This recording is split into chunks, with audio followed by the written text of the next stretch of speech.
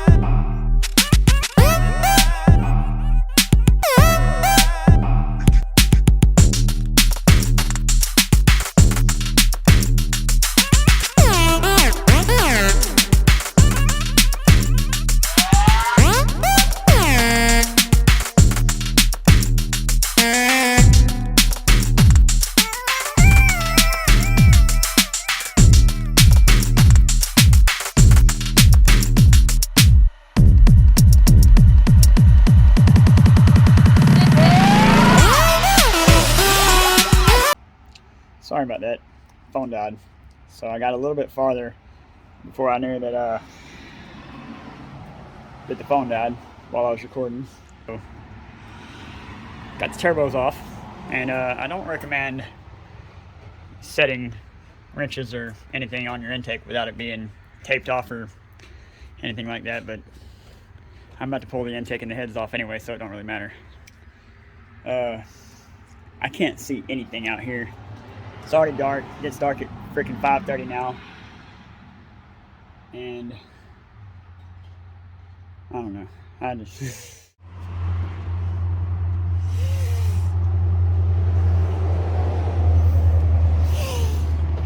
that looks interesting.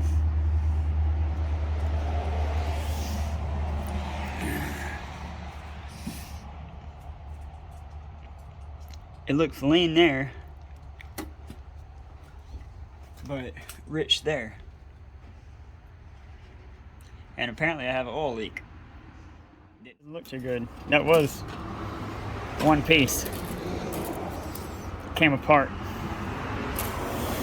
Looks like it blew out, didn't it? Right there. Maybe not. I don't know, maybe it blew out in the middle of it. One thing for sure, I'm going to button up a lot of problems that I had. I had a spark plug wire that I found was bad. It'll focus. There you go. See? There's straight up misfire. And then the oil leak that we just... And I've been having an exhaust leak that I know of, because check... see that header bolt? I didn't loosen that. It backed out on its own. And you can see all the black soot next to it. It's been leaking for a while. And I just didn't care, because every time I screw it back in, it would just come back out. So I'm going to do something about that after I get this header off. Look, it's missing one right there. Missing one right there. Those just vibrated out. Same thing on the other side. So I've had some issues ever since I put this turbo kit on. It's been running as good as it has. See, same bolt there came out. I actually put Teflon tape on that one and got it to stay back in. I couldn't get the other one on the other side out all the way because of the header wrap. Look, that one's missing. Those two are good back there. Yeah, missing 2 on this side, 2 on that side. Crazy stuff. A lot of vibration with these turbos. But I think I'm about to take a break. I gotta run to the store and get a couple things, and then we'll continue this here in a little bit. Well guys, I'm calling it a night tonight. I got the upper intake off and I got the turbos off, and I got everything on the top unplugged. That's about as far as you can see here. Oh wow, that looks like crap. But so I work 10 hours a day, 6 days a week. I get home, I only have 1 hour of daylight, and I only have that little light right there. So I'm going to continue tomorrow, try to finish it up. But I gotta wake up at 3:30 in the morning to be at work at 4:30. So I'm calling it. I'm gonna tomorrow's Friday. I'm gonna try to get most of it done tomorrow, and then I work Saturday also, but I'm gonna try to bring it to the track Saturday night. We have a test and tune Saturday night, and hopefully I can get it done in time. And yeah, we'll go test her out Saturday night. So back on the head gasket job. So far, this is where I'm at. I got the fuel lines disconnected. I got the headers off. Man, these headers are a pain in the butt. And look, I think I had a slight boost leak on both of them. That's the oil from the valve cover gasket leaking, which I have new valve cover gaskets in the kit. And look at this. Every freaking exhaust port, every one of them, leaking. So I think I had a little bit of a boost leak, and I've hit 10 pounds of boost every single time I did a pull on it, so that's pretty nice. Have no idea what kind of boost I would actually be hitting, and that's probably why it was running lean. So my son's playing with a remote control car. Say hi. He was helping me work on the car, but then he got interested in his remote control truck. So you can see it over here.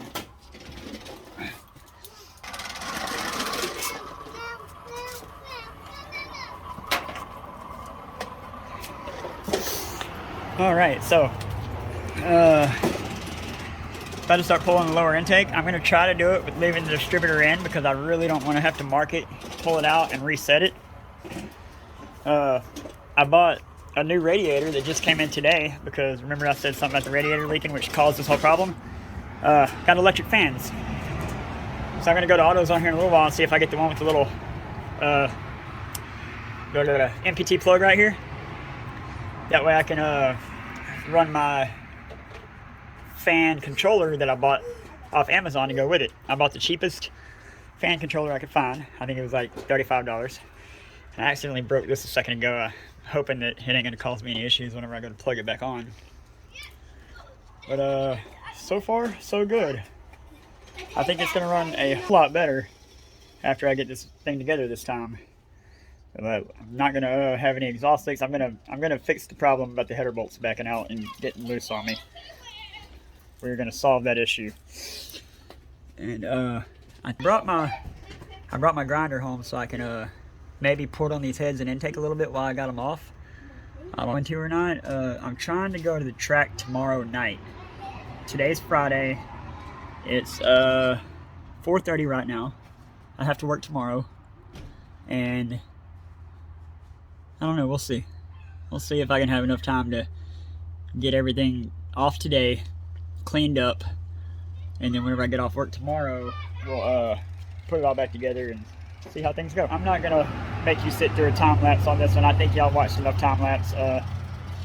I'm sure there's plenty of how-tos on how to do head gasket jobs. I'm just making content for the channel, so I'm gonna just go ahead and work some without filming, and yeah, I'll update you here in a little while. Alright, this doesn't look too bad. I mean, it's a little black, but I mean, it's a 1990 model, and hasn't anything ever been done to this motor, ever.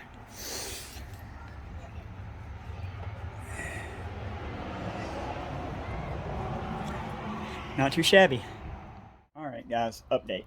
And not a good one. So, get away. Get down. Sorry, cat trying to jump up here. Alright, as I was taking out the intake bolts here,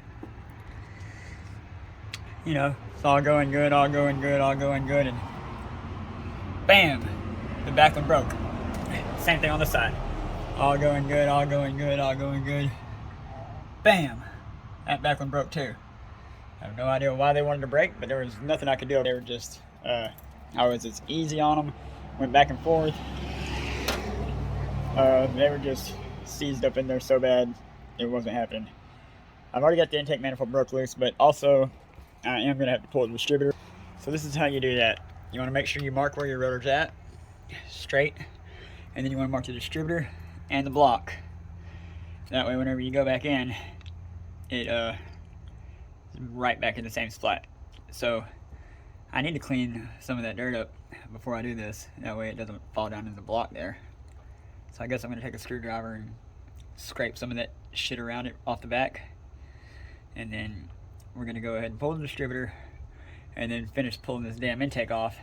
I'm going to try to grab those back bolts, some vice grips, and try to get them out, but I really don't expect it to spray it with some Crollo or WD-40 or whatever I got. I don't even know what I have around here right now.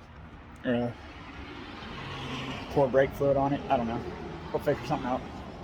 Let it soak for a little while and see if I can't work them out. But I mean, I got to pull the heads off anyway, so worst come to worst, I'm a machinist. I'll just drill them out and tap them. Ain't no big deal. I'm not tripping. Just extra work I got to do. What sucks. So it might take a little more time, but oh well. This is pretty funny. My distributor's gay. Hey guys, new update. And it's bad, real bad. So remember the two bolts that I said broke off on the back of the intake, and I was just gonna slip the intake over the studs? That didn't work out in my favor. Here's the intake. You know, front looks pretty decent. A little rusty, but not too bad. But the back water jacket's all clogged up. There's one broken bolt. And I found out I didn't blow a head gasket. What ended up happening is it blew, rusted one of the freeze plugs out of the back of the head. That's where the water was coming from. I got a picture of it on my video on my phone here. I'll put that in the video. But as I was taking the intake off, this side broke. So yeah, not too happy at the moment. There's a piece of the intake still stuck to the head. The head ain't clogged up. Either head, just the intake. So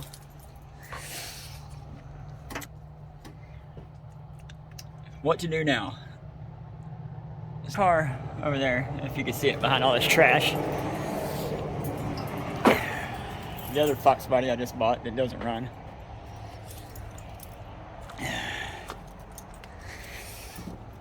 Alright. So I thought about just taking this intake off and using it, right? That's one idea. But see, this car, the wire harness, this is the injector harness here. And it's burnt to a crisp. All the way, like so many wires are burnt up because whoever wired this car up before me, I didn't do any wiring on it actually. Let's get that straight right now. See, look at this shit. Somebody hacked it all up trying to mess with it. I mean, look at the damn distributor. Right here. You ever seen any shit like this? I haven't. And then all that. So the new idea is take the wire harness out of the car that's been running. Take the wire harness and the computer out of that car and swap it over to this car. So we already got a turbo. We got a 70mm throttle body. We got 5-low conversion already. We got rear disc brakes. This is the CX turbo kit, CX Racing turbo kit here. So, and it's got a lot of new parts on it, you know. I'm highly considering tomorrow when I get off work, using my car that's been running that I thought blew a head gasket to just blew a freeze plug. Not even pulling the heads off right now, just taking the wire harness out of it and bringing it over to this car and see if I can't light this car up. It's got a 5-speed in it too. My car's an automatic, and I fucking, sorry about the language, I hate automatics. I'd much rather have 5-speed. They're way funner. My first truck was a 5-speed, and I used to bang gears in that thing all the time. So, yeah. Oh, and see, I got a set of slicks right there that are on 18-inch rims. What do you guys think? Should I take the intake off that one and put it on here and just keep my car running, or my older car running? Or should I use my older car now that broke the damn intake and use it as a donor? Which I would, at income tax anyway, I was going to get the new car running. I was going to buy a Holly Terminator and just put it on the new car and get it running anyway. But now, I didn't want to pull the dang wire harness, but the wire harness is already all unplugged. All the injector harness is right here. I just got it zip tied up right now to stay out of my way. All I gotta do is unplug it from the computer, fish it out of the firewall, take all my mass air, you know, and just swap it over now. It'd be so much easier to just take this harness out and throw it in that car now, I think, than it would be to pull that intake. And who's to say that it ain't gonna do the same damn thing? I don't know how long that car's been sitting up. Actually, I do know how long it's been sitting up. It's got 2003 stickers on it. So it's been sitting up for, what, 16 years, 17 years? Is that right? Is that my math right? No. Whatever. 18 years. So, yeah. So I'm highly considering, oh, and look, it's even got a way better fuel pressure regulator than I have on my car. I got a adjustable fuel pressure regulator, but I just bought the little cheap chrome one from Summit for 60 bucks. That's like a $150 fuel pressure regulator there. The only thing with this car is I don't have a wastegate down there. It didn't come with a wastegate. I don't have a wastegate. I'll have to buy a wastegate before I can get any boost going, you know. But I could go ahead and swap over the MSD box, the MSD coil, and the wire harness and the computer, and probably fire this thing up pretty quickly. So I think that's the new plan. I'm gonna go ahead and end this video off and get it uploaded tonight or tomorrow. I don't know if I'm gonna edit it tonight because I have to still clean up and shower and go to bed and go to work tomorrow. But yeah, see, here we go.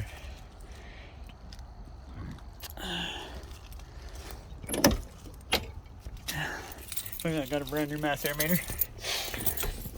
Got a 5-speed. Clutch feels good. See all this hack job down here though? I mean, they've been doing a number on it. This is how I bought it. But hell, if I take the whole harness out, start with my harness, it's a brand new situation, right? So yeah, I think that's what I'm gonna do. Tomorrow when I get off work, we're gonna swap over this wire harness. And hell, I might even go ahead and put my twin turbo kit on it just to get it running for now until I buy a wastegate, because I don't have the money to buy a wastegate at the moment. I got Christmas coming up. I got 2 kids, and you know, yeah. Well, thanks for watching. Like, subscribe, comment, tell me what you think, and we'll be making a new video tomorrow about swapping wire harnesses. Y'all have a good one.